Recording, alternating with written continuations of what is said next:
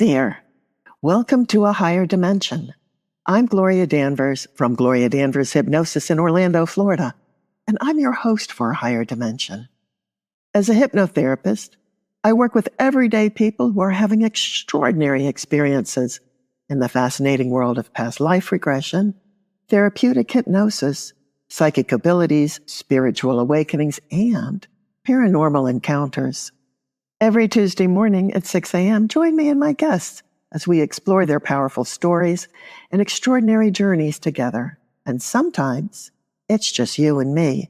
Solo episodes where I dive deep into metaphysical insights, spiritual concepts, and mind-expanding ideas that I think you'll find both useful and fascinating.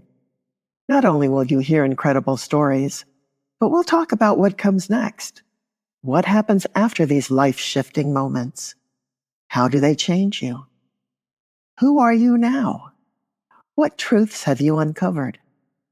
We'll explore big questions through deep, eye-opening conversations that you don't want to miss. If you're interested in working with me and having your own transformational hypnosis experience, you can reach me at gloriadanvershypnosis.com. If you're here, chances are you're ready for something different, ready to explore yourself in the higher realms. So shoot me an email or book a free consultation. Maybe it's time for you to shake up what you think you know about the world, about yourself, who you've been, who your friends really are, and where you're headed. You can catch a higher dimension on Apple Podcasts, Podbean, Podchaser, Spotify, YouTube, and iHeart.com.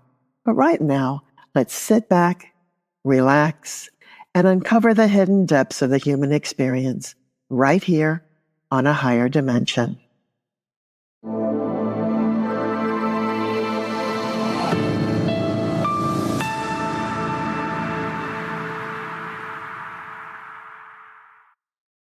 Hey everyone, it's Gloria from Gloria Danvers Hypnosis in Orlando, Florida, and I'm your host for a higher dimension.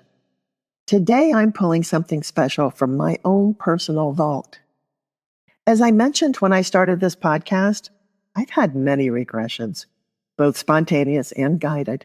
This was one of the reasons that I became a past life regressionist. I wanted other people to have the experiences that I was having because I believe that it causes the soul to expand. And I also do believe that it can help a person understand the life that they're living now. And when you understand the life that you are living now, it gives you a certain amount of power over that life. Today, the regression that I'm sharing was a guided regression. Now, do you know when you go to hypnosis school that we all hypnotize each other? That's how we gain our skills, and it's actually pretty cool. And then there comes a point when you're studying past life regression, and this is what you're doing with the other people in your class. So I was in class with my classmates one day, and it was my turn to be regressed. And I sent the intention. As you know, we do set the intention for where we want to go.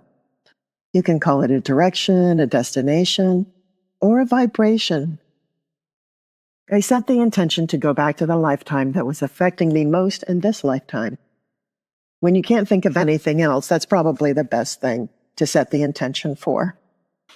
We went through the induction, which is that long part of hypnotic suggestion in which you are lifted out of your body and in spirit. You are taken back to inhabit the body or bodies that you inhabited before, according to your intention. As I opened up into my first scene, as everything became clear, I found that I was sitting in a garden. This beautiful garden with orange trees and, oh my gosh, flowers and plants and birds. I was sitting in a chair with women around me on low benches. My classmate, acting as the regressionist, asked me to look at my feet, and that's a classic first step. And I saw that I was wearing these beautifully embroidered slippers. I still remember what they look like, and this has been many years ago. I felt my arms, I touched my body, and I knew that I was a young woman, probably in my 20s. I remember looking around at all that was before me and around me.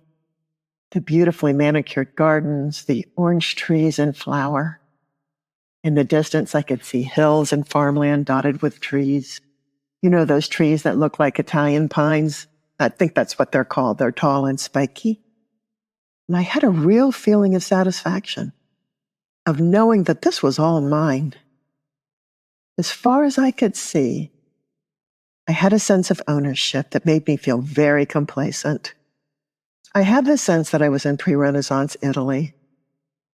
Certainly that I was somewhere warm and beautiful. And I wore simple but expensive flowing robes and a dress. And the women around me were there to amuse me. Among the women was a young man, a minstrel who played the mandolin. He played light and beautiful songs of love and ladies and lords and chivalry. But I knew that some of those songs were meant for me.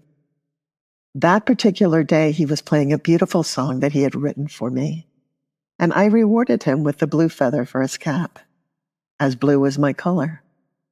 It was all very peaceful and happy and idyllic, until the man I knew as my husband came into the garden, and he was angry. Angry with me and angry with the minstrel.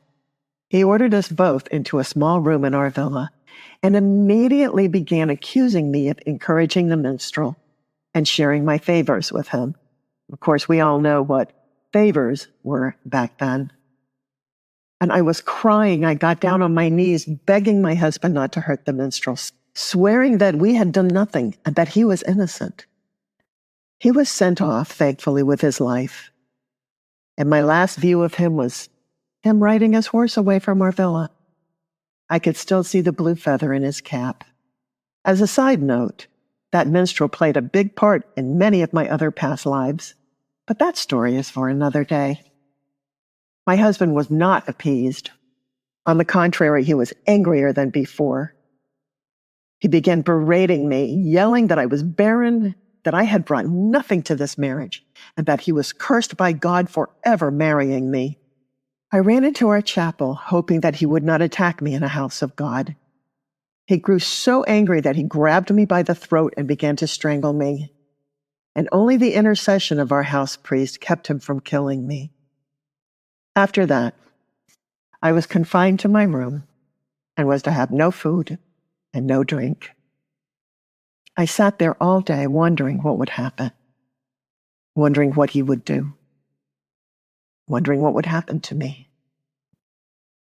That evening, my husband came to my room and demanded that I dress in my finest, most beautiful dress and all the jewels that I could fit on myself because he was having a banquet and there would be many important nobles there. I couldn't believe that he wanted me there, but I went.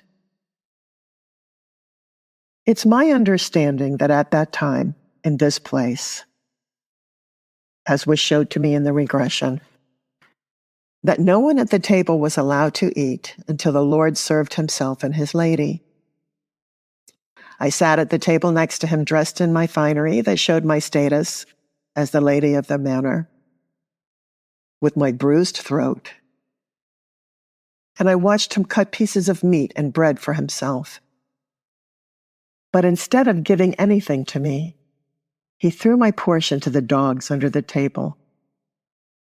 He was calling for everyone to eat and drink and be merry, and generously shared his food with everyone at the table, even the serving people. Everyone except me.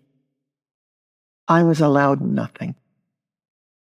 So I sat at this table in all my beautiful clothes and jewels, with no food on my empty plate, being ignored, not being able to eat.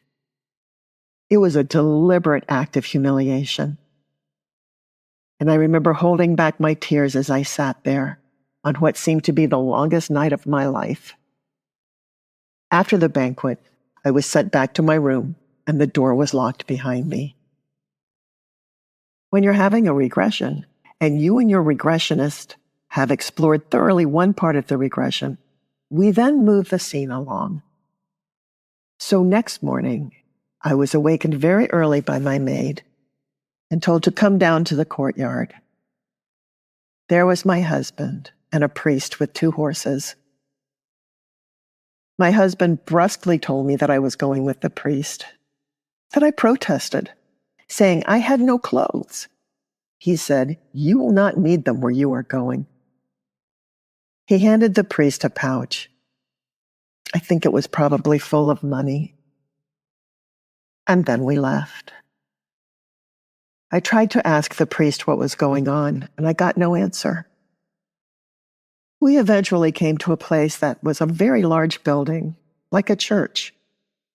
And he left me there in the care of the women who all had on long robes. They took me into a room and cut all my hair off, made me take my clothes off, and gave me just a plain brown robe to wear. I kept asking, "Why am I here?" And no one answered me. I was sent to a common room, and there were other women there in the same clothes that I was in. In my regression, I remember I kept trying to puzzle it out until, with a laugh, the woman who was regressing me said, "Gloria, you're in a convent." Not being Catholic or religious, that did not occur to me until then. Somehow, I had managed to keep my little Bible with me, a book of hours that I treasured. I had it on a chain around my waist, and it went with me to that place. And yes, I had been sent away, discarded for not bearing children. And I heard later on that my husband had remarried. The rest of my days were full of prayer, and they were always the same. I had no identity. I didn't choose to be there. I couldn't argue. All I could do was what I was told. I was told when to eat, what to eat, when to get up, when to go to bed, and when to pray, which seemed to be all the time. I don't know how long I lived there. Every day it was exactly like the day before, but I don't think it was very long. I eventually became sick, and I saw myself lying on some type of straw bed, alone, untended. In my last hours, someone came and took my book, and it was my only treasure. I felt for it in my hands and it wasn't there. My last thought in that life was that I needed my book. I needed my Bible. And then I was gone, and back in the classroom with the woman who was regressing me and with my fellow students. I was fortunate that she took a lot of notes, and these are what I had to refer to when I was writing this out today. So the question always is, after the regression, how did that lifetime affect me in this lifetime? I have never let a man tell me what to do. Even though I have been married and I've been in love, I've always done exactly what I wanted to do. In this lifetime, I did have children, but I did not stay tethered to a man who was not right for me. In this lifetime, I've had nothing to do with the church in any way. And in fact, I've always looked at the church as a form of control for women. After that lifetime, I know why. I've been with men in this life that have tried to control the food that I ate. And I had to deal with that as well and tell myself that I could eat what I wanted, when I wanted, and it was nobody's business but my own. That lifetime of having no choices set me up for a lifetime of having many choices, if only I was brave enough to take them on. And yes, all my life, I have been brave enough to take them on. I recognize the man who was my husband as the father of my children in this lifetime now. And I like to think that we have both completed our karmic cycle together. And I'm happy that I didn't follow the same path of giving my power up. Back then, I didn't have a choice. In this lifetime, I do.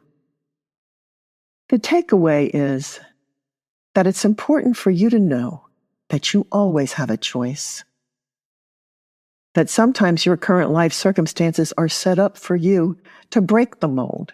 They are set up for you to see what is wrong, to notice the pattern, and for you to take the courage up to set them right. Not for other people, but for yourself. And this story is only one of the many stories that I have from the archives of my past lives. As spirit beings, we never end. And a past life regression is always proof of that. I hope you enjoyed my story. And some of those parts may be familiar to you in your own life.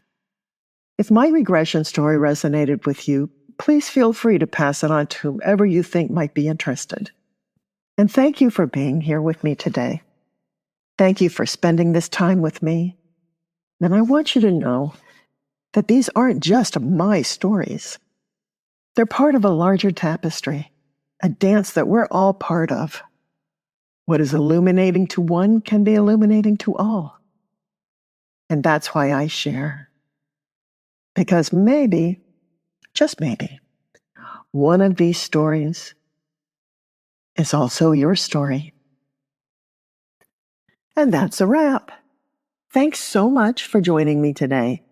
I hope that I've managed to pique your interest, raise your curiosity, give you something to think about, teach you something that you didn't know before, or send you down a major rabbit hole. If you're curious about what I do, shoot me an email. Go on to my website, gloriadanvershypnosis.com, and book a free consultation. Let's discover something about you that you didn't know. I'll be back next week, and until then, stay curious. Stay open to all the things that come in for you through higher dimensions.